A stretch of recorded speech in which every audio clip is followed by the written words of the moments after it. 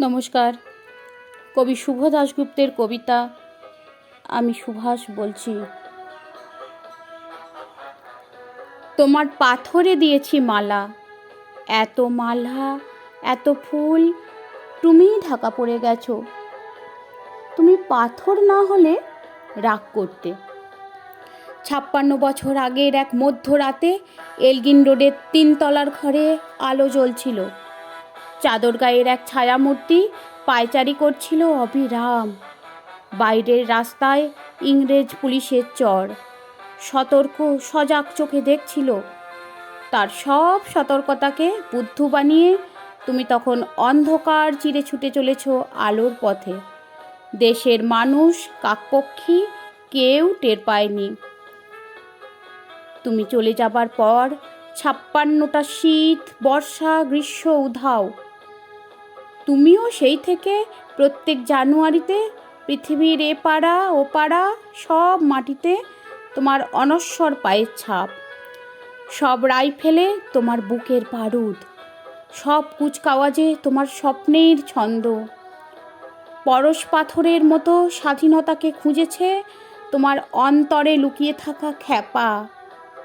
তোমার গন্তব্য ছিল স্বাধীনতা, তোমার পথ ছিল স্বাধীনতা, তোমার স্বপ্ন ছিল স্বাধীনতা, তোমার প্রেম ছিল স্বাধীনতা। তুমি রক্ত চেয়েছিলে স্বাধীনতার জন্য, তুমি তাই পাথর। যারা স্বাধীনতার আড়ালে চেয়েছিল গদি, চেয়েছিল সিংহাসন, ইংরেজের ছেড়ে যাওয়া লুটের রাজ্যপাট, তারা রইল সুখে। ভারতবর্ষের টাকায় তাদের সুখ, তোমার নয়।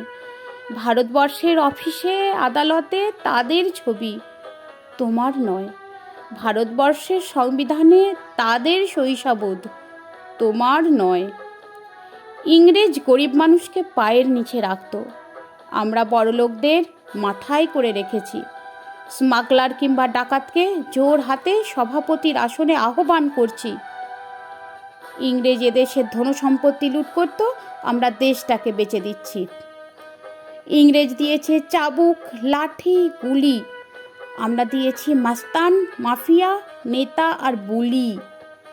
ইংরেজ দিয়েছে কালাপানি, সেলুলার জেল, আমরা দিয়েছি টিভিতে সুপারহিট মোকাবিলা আর আইনসভায় আয়ারাম গয়ারামের খেল।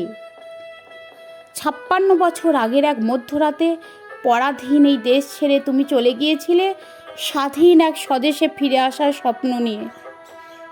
তুমি ফিরে আসোনি। স্বাধীনতা এসেছে, তার কাঁধে ঝুলি ভরে নিয়ে এসেছে ভোট নামক রাজস্ব যজ্ঞ, গণতন্ত্র নামক চিরায়ত মাৎসন্যায়, প্রগতি নামক লোক ঠকানো স্ট্যাটিস্টিক্স, সংহতি নামক বিস্ফোরণের চুরমার, ঐতিহ্য নামক মন্দির মসজিদের ঝগড়া, আর সমুদ্র হিমাচল ভরিয়ে দেওয়া ভাষণ, ভাষণ আর ভাষণ। 56 বছর ধরে তুমি পাথর হয়ে আছো। 56 বছর ধরে ভারতবর্ষ অধীর অপেক্ষায় কান পেতে আছে। ইথার তরঙ্গে কবে হঠাৎ শোনা যাবে স্বাধীনতার নিজস্ব কণ্ঠস্বর। আমি সুভাষ বলছি। নমস্কার।